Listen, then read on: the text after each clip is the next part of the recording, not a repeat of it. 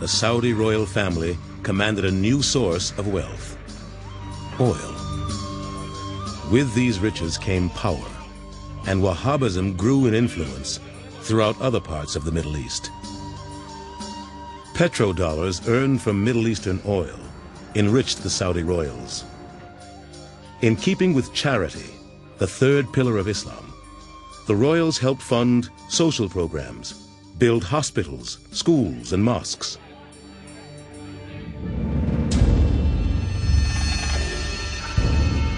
But some extremists have taken that wealth and put it to violent ends, attacking Western interests under the banner of jihad. Jihad. It is a concept so integral to Islam, many Muslims believe it constitutes a sixth pillar of the faith. But many Muslim scholars and practitioners decry the simplistic warlike interpretation of the term.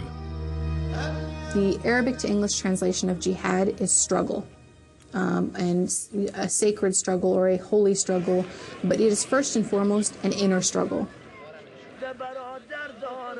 Growing up in America as a Muslim, I had friends who were dating, I had friends who were drinking, doing all kinds of things that weren't permissible in Islam. And for me, that was my jihad. That was my struggle to deal with those temptations and overcome them and say, you know, this is something that my religion doesn't allow. The greater jihad is to struggle against your base desires. The lesser jihad is to struggle against an enemy. It is a radical interpretation of this lesser definition of jihad, with which most of the world is now too tragically familiar. Over Muslim history, the term jihad has more often meant just war. So it is a kind of just warfare, and that, in the modern sense, is very often determined to be defensive war against external aggressors. Even so, the Quran places restrictions on those who would wage this type of warfare. Fight in the cause of Allah, those who fight you, but do not transgress limits, for Allah loveth not transgressors. In Muslim warfare, it's prohibited to kill women and children, to kill non-combatant civilians, for example. These things are all completely prohibited. Yet recent events have shown that for many thousands of Muslims, the end justifies the means in their definition of holy war.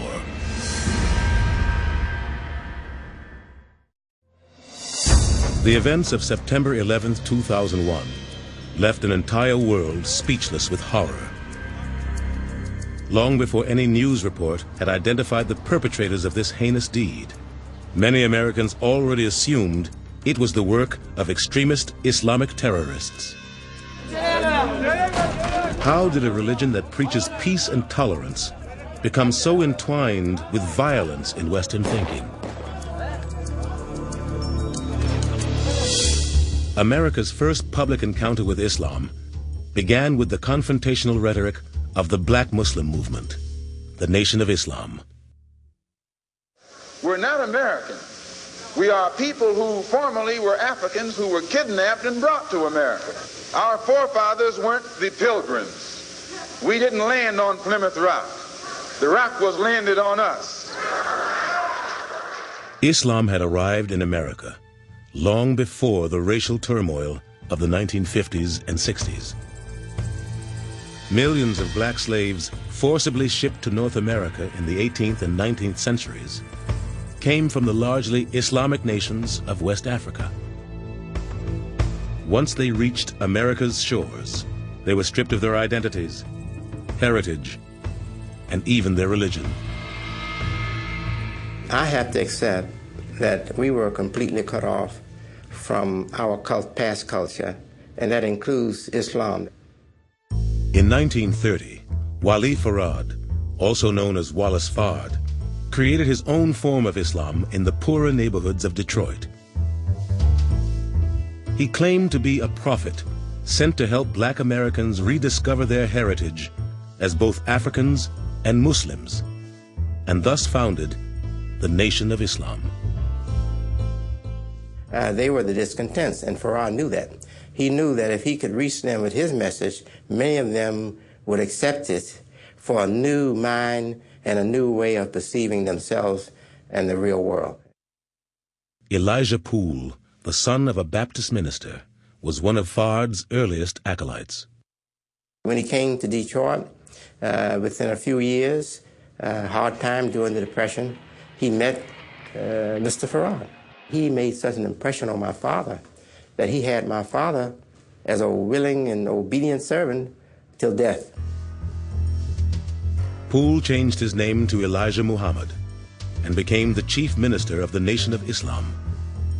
In 1934, he took over the organization and over the next 3 decades gradually transformed it into a powerful political force. Yes, sir. But I represent to you God in person. Yes. One new member was Malcolm Little, whose part Egyptian mother had exposed him to Orthodox Islam in childhood. While an inmate at Norfolk State Prison in Massachusetts, Little became aware of Elijah Muhammad's movement. He was doing, I think, 11 or 14-year sentence when he heard my father. After joining the Nation of Islam in 1948, Malcolm Little adopted the last name of X as a rejection of what he termed his slave name. No, what was your name? Yes, sir. And why don't you now know what your name was then? Where did it go? Where did you lose it? Who took it? And how did he take it? After his release from prison in 1952, Malcolm X became the national spokesperson for the Nation of Islam, increasing membership and spreading Elijah Muhammad's word. But the ideology of the Nation of Islam cast the white man as the devil, a view not shared by Orthodox Islam, or even Malcolm X. Wrestling with his private beliefs and public role, Malcolm X was seen as a threat to the organization. In 1964, he was expelled. Not long after, he set off on what became his pivotal pilgrimage to Mecca. It was on the pilgrimage to Mecca that his eyes were really open. He looked around and he said, my goodness, you know, there are people with blonde hair and blue eyes and people with very dark skin, and he saw that Islam was a religion of people of all races and all nationalities. And that really sort of gave the lie to some of what he was being taught by Elijah Muhammad. Malcolm X returned from Mecca preaching an enlightened view of Islam, what many today call traditional or global Islam. His charisma and his power as a personality was so great that all eyes were on him, and he came to the truth of the separation between the Nation of Islam and global Islam. And he did it in the public, he did it on stage, he did it on camera. But this philosophical stance displeased more conservative members of the Nation of Islam. In 1965, as he spoke before a meeting of the Organization for Afro-American Unity, Malcolm X was gunned down by a group who many believe were conspirators from within the Nation of Islam. Despite his death, however, Malcolm X's vision of Islam would continue to steer the movement. When Elijah Muhammad passed away in 1975, his son assumed a new leadership role. When the son, Waris Dean Muhammad, took over the organization, he had already made that transition with Malcolm. And I told them, we are Muslims now, we are following the Quran. We should identify more clearly with Muslims all over the world. In 1976, W. Dean Muhammad changed the name of his father's movement to the World Community of Al-Islam in the West.